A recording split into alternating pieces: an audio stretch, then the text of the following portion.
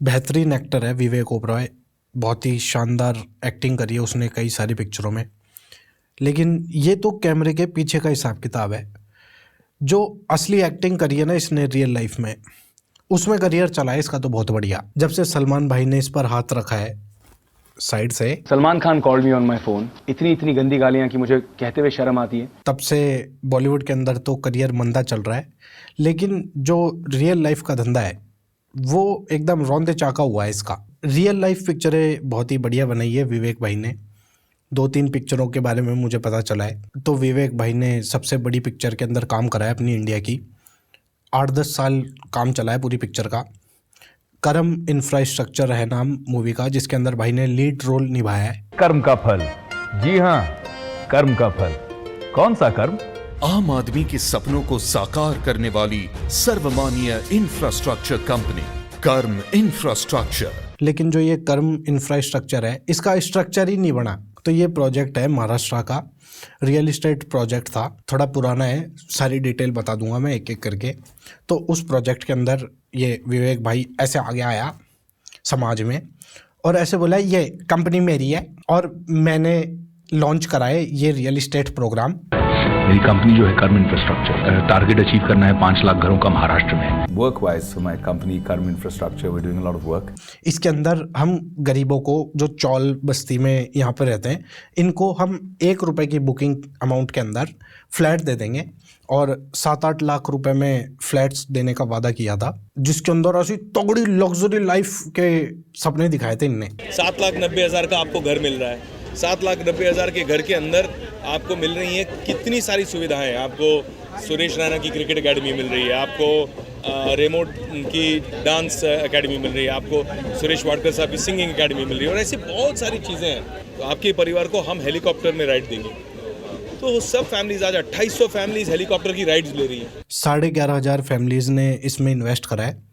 ये तो वो है जिनने थोड़े ज़्यादा अमाउंट दिए हैं, 1 लाख 2 लाख, किसी ने 30 लाख भी दिए हैं। लेकिन जो 1 रुपए वाले हैं, अब वो तो यार पता नहीं कितने थे, मेरे को डेटा नहीं मिला उस जमाने का डेटा यार। अभी ऐसे कैसे मिले यार, अपने को कैसे पता चलेगा कितनी बुकिंग्स थी, पर उसमें भी थोड़ा पैसा तो कमा ही लिया। और जो ये 11,500 फैमिलीज हैं, इनका जो फ्लैट था उसका अमाउंट है 300+ करोड़। इन शॉर्ट में बताऊं तो ये 300 करोड़ प्लस अमाउंट गुल कर गए। एक फ्लैट भी नहीं दिया इनने। और जहाँ पे ये फ्लैट्स बना रहे थे, जो जगह थी, वहाँ पे भी फर्जीवाड़ा चल रहा था तगड़ा। जो लैंड था वो एग्रीकल्चर लैंड था। इसका मतलब ये है कि यहाँ पर रेजिडेंशियल अपार्टमेंट्स और घर वगैरह नहीं बन सकते, यानी एग्रीकल्चर लैंड पर घर बनाना इलीगल होता है। लेकिन जो इसके डेवलपर्स थे उनने जाली कागज दिए, लोगों को दिखाए और ऐसे बताया कि है ना ये एग्रीकल्चर लैंड नहीं है, ये तो ऐसे डेवलप करने के लिए बनाया है हमने आपके लिए। और जो भी प्रोजेक्ट है वो बेसिक लेवल पे ही रह गया। 2-4 बिल्डिंगें खड़ी करी, वो भी एकदम 3rd क्लास तरीके से। उसकी डिटेल हर प्रोजेक्ट में मैं बता दूंगा। पर 2009 में इनका पहला प्रोजेक्ट आया था और आज चल रहा है 2026। अभी भी वो लैंड एग्रीकल्चर लैंड है, वहाँ पर कोई भी लीगल बिल्डिंग नहीं बन सकती। आप यार सोच के देखो, 11,500 फैमिलीज़ हैं। एक फैमिली में अगर 3 मेंबर भी मान लें अपन, तो 34,500 लोग होते हैं। इनके साथ यार कितना बुरा किया है यार इन लोग ने। इनकी तो गुद्दी लपेटनी चाहिए एक बार तो यार। काया पलट करने का लक्ष्य कर्म ने रखा है।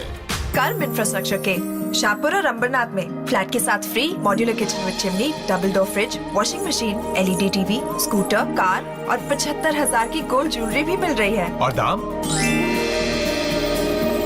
और अपना फ्लैट बुक कीजिए कर्म के साथ, पाइए ढेर सारे फ्री गिफ्ट्स और मुझसे मिलिए। कर्म, घर बनाने के साथ साथ बसाते भी हैं। जमीन पर ये फर्जीवाड़ा नहीं करा था इनने, और भी फर्जीवाड़े करे थे।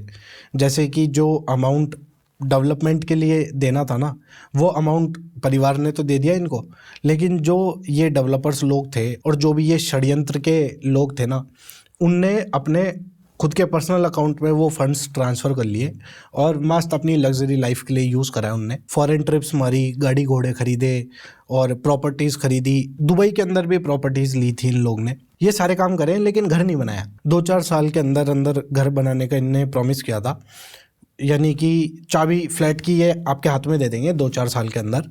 लेकिन 2009 से लेके अभी तक हिसाब लगा लो कुछ भी नहीं मिला। चाबी बनाना तो दूर की बात है, चाबी का तांबा भी नहीं लाए ये। अभी ये तो 2 ब्रिक्स ही हैं। अभी ब्रिक बाय ब्रिक फर्जीवाड़ा बताता हूँ मैं आपको। जो बायर्स थे ना 11,500 फैमिलीज, उसमें कई लोगों के इनने क्या करा, उनके नाम पे फर्जी लोन चालू करवा दिए। और लेंडर्स थे GIC हाउसिंग फाइनेंस और मोतीलाल ओसवाल, जिनके नाम से लोन लिए थे उनका सिविल स्कोर ख़त्म हो चुका है, कहीं अब उनको दोबारा लोन भी नहीं मिलेगा और EMI चुका रहे जो अलग। और ये चीज़ उनको पूछी भी नहीं थी, बिना उनकी कंसेंट के लोन ले लिए। वहाँ पे गए, उन्होंने कहा आपको अपने KYC डॉक्यूमेंट, सैलरी स्लिप और सारे डॉक्यूमेंट्स लाने। सिविल में चेक करने के बाद मुझे पता चला कि मेरे नाम से तो 2 बैंकों के लोन है, मोतीलाल हाउसिंग फाइनेंस जिसका नाम मैंने कभी सुना ना था, न किसी ने भी सुना होगा, और एक GIC हाउसिंग फाइनेंस है, मुझे बिना बताए। ये पूरी प्लेलिस्ट है, इसके अंदर जितने भी विक्टिम्स हैं उनका सारा हिसाब किताब है। ये तो वो हैं जो मिल गए, बाकी तो बहुत सारे हैं यार। और ये जिनके वीडियोस हैं ये उनके बायर्स हैं जिनने पैसा अपना कर्म इंफ्रास्ट्रक्चर में डाला था, बिना इंफ्रास्ट्रक्चर वाले इंफ्रास्ट्रक्चर में। और जब ये पूरा मैटर हो गया उसके बाद जो बायर्स थे उनने बोला कि भाई तू पैसे वापस कर, तो उनको ब्लॉक कर दिया, उनसे कम्युनिकेट नहीं करा और कभी कभार फर्जी चेक भेज दिए, बाउंस चेक। और ये सब के बाद भी थमे नहीं ये लोग, जिन लोगों ने फिर अपनी आवाज़ उठाई, वीडियो बना दिए या पब्लिक में प्रचार कर दिया कि भाई ऐसे ऐसे हमारे साथ स्कैम हो गया है, तो उन लोगों को लीगल नोटिस भी भेज रही हैं। अब कोई तो नोटिस आएगा नहीं, कॉल आएगा नहीं। इस प्रोजेक्ट के डेवलपर्स जो थे इनके ऊपर FIR भी फाइल्स हुई थी, 2019 में होना चालू हुई थी और अभी तक कार्यक्रम चल रहा है। कोर्ट से कुछ भी समाधान नहीं निकल पा रहा है। ये केस पहले मुंबई पुलिस में था, अभी CID के पास जा चुका है ये, और इकोनॉमिक ऑफेंसेस विंग EOW के पास भी है ये केस। अभी मार्च 2025 के अंदर ED ने इनके 19.61 करोड़ के एसेट्स भी अपने पास जमा कर लिए, जिनके बारे में उन्होंने ऐसे बताया है कि ये फ्रॉड और क्राइम के अंदर हमने जब्त करी है इन प्रॉपर्टीज़ को। कर्म इंफ्रास्ट्रक्चर के जो डायरेक्टर थे वो लोग अभी UAE में हैं, उनके ऊपर नॉन बेलेबल वारंट जारी किया हुआ है, यानी कि बेल नहीं मिल सकती उनको अगर वो इनके झांसे में आए तो। लेकिन वो तो UAE में बैठे हैं। 19.61 करोड़ के ही एसेट्स जब्त हुए हैं अभी तक इनके। लेकिन आप इनका दिमाग देखो यार, स्टार्टिंग से ही ये लोग ने बाहर इन्वेस्ट कर रखा था वो पैसा। इनको पता था कि भाई इनकी बत्ती गुल हो सकती है, तो इसलिए फरार रहे हैं UAE में और वहाँ पे मस्त मज़े ले रहे हैं, क्योंकि इंडिया की पुलिस ऐसे बाहर जाके नहीं पकड़ सकती है। अगर कोई किसी कंट्री में क्रिमिनल है तो ज़रूरी नहीं है वो बाहर भी कहीं हो। और यार UAE है, वहाँ तो यार वल्लह भी चलता है। लेकिन इस सब से विवेक ओबरॉय का क्या लेना देना? विवेक ओबरॉय जो था वो इसका प्रमोटर था। विवेक ओबरॉय ने ये प्रोजेक्ट को अपना बता के ऐसे प्रमोट करा, ऐसे बताता था कि आप लोग है ना, मैं मेरे भरोसे रहो, मैं हूं ना यहाँ पर। खूब तो इनने पेड एडवर्टाइजमेंट चलाए, होल्डिंग्स लगा के रखते थे, ये जर्नलिस्ट बुलाते थे पैसे देके और अपनी अपनी तारीफ करते। उस जमाने में जो भी मीडिया चलता था वहाँ पर कैमरे के सामने जाके ये ऐसे खुद का प्रोजेक्ट बता के ही करता था सारे काम। मेरी कंपनी जो है कर्म infrastructure, work wise my company Karm infrastructure. तो मुझे जरूरी एक्सपीरियंस करना कि मेरे कस्टमर कैसे एक्सपीरियंस करते हैं। पूरी फैगोलॉजी चलती थी, जहाँ जा रहा है वहाँ इसके पीछे कैमरा चल रहा है और रियल एस्टेट के बादशाह ऐसे बन के घूमता था ये। ट्रेन के अंदर जा रहा है तो वहाँ इंटरव्यू चल रहे हैं इसके। बहुत सारे लोग यहाँ पे मुंबई में बुरी हालतों में अपने परिवार के साथ में स्लम्स में, खोलीज में रहते हैं। 5-6 हज़ार रुपये तो ऐसे ही भाड़ा बन जाता है।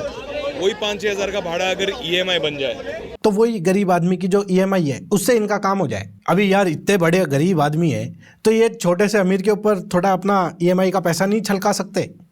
ये सोच के इनने मस्त प्रोजेक्ट चालू करा अपना। और अभी डेवलपर्स UAE में और ये भाई साहब ये दुबई में परमानेंट रेजिडेंट है वहाँ का। ये गया तो वैसे कोरोना के टाइम पे था। कोइंसिडेंस देखो आप, 2019-20 के आसपास से इनके ऊपर FIR होना चालू हुई थी।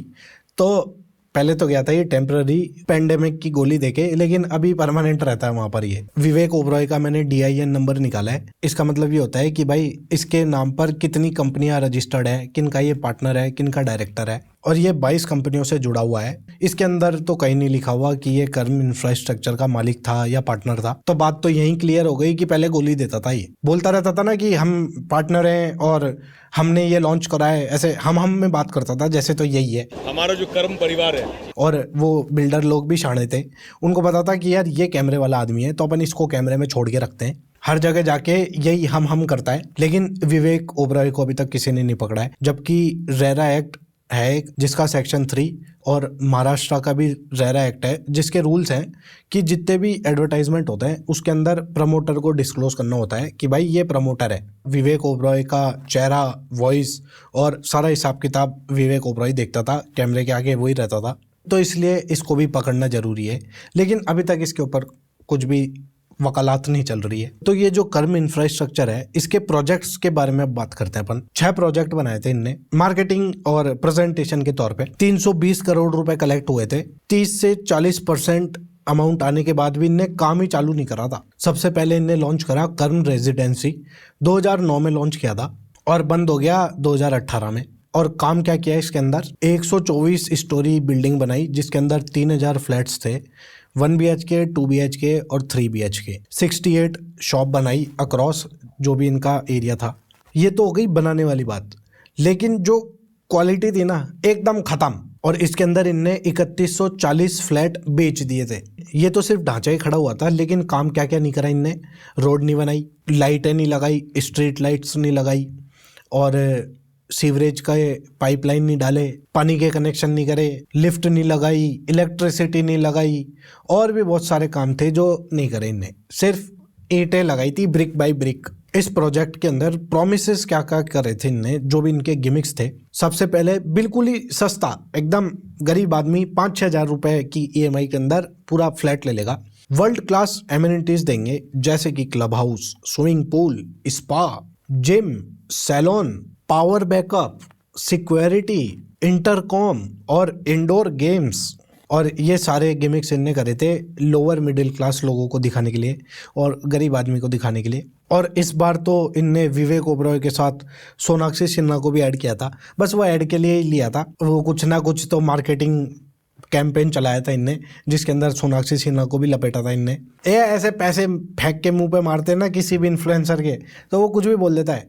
इन्फ्लुएंसर, एक्टर या जो भी है ज़्यादातर तो बोल देते हैं। और ये विवेक ओबरॉय के ऊपर तो एक स्टिंग ऑपरेशन भी हुआ था जिसके अंदर ये ऐसे बोल रहा था कि मैं कुछ भी पोस्ट कर दूंगा अपोजिशन के खिलाफ, कोई पॉलिटिकल मैटर था वो, तो पैसे दो इसको, ये कर देगा। और जो ये कर्म रेजिडेंसी है और इसके आगे एक और प्रोजेक्ट लॉन्च करे थे इनने, कर्म पंचतत्व। इसके अंदर इन लोगों ने तो और भी थर्ड क्लास काम करा था। 2017 में सुकमा अटैक हुआ था छत्तीसगढ़ के अंदर, उसके अंदर CRPF के बहुत सारे सोल्जर्स शहीद हुए थे। तो इन लोगों ने क्या दिमाग लगाया, ये इंफ्रास्ट्रक्चर वालों ने, कि है ना यार ये मौका है अपना समाज में ट्रस्ट गेन करने का। तो ये लोग गए विक्टिम्स के घर पे कैमरा लेके और ऐसे बोल रहे हैं कि है ना ये लो फ्री में फ्लैट, और 25 फ्लैट दे दिए इनने।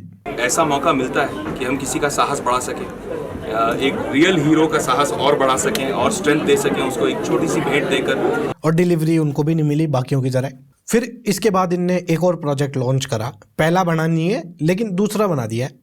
वो लॉन्च किया था इनने 2012 में कर्म गार्डन्स नाम से, और ये भी 2018-19 के आसपास बंद हो गया था। और इसके अंदर प्रोमिसेस वही पुराने वाले की तरह और एक्स्ट्रा भी ऐड करे इनने, एक्स्ट्रा करिकुलर एक्टिविटीज डाली थी इनने। गार्डन्स बनेंगे, स्कूल बनेगा और हॉस्पिटल भी बनेगा, भगवती हॉस्पिटल, और एक कार्मेल कॉन्वेंट करके पता नहीं क्या था। और काम वही पुराने वाले की तरह कर रहा था, एकदम रद्दड़ क्वालिटी में।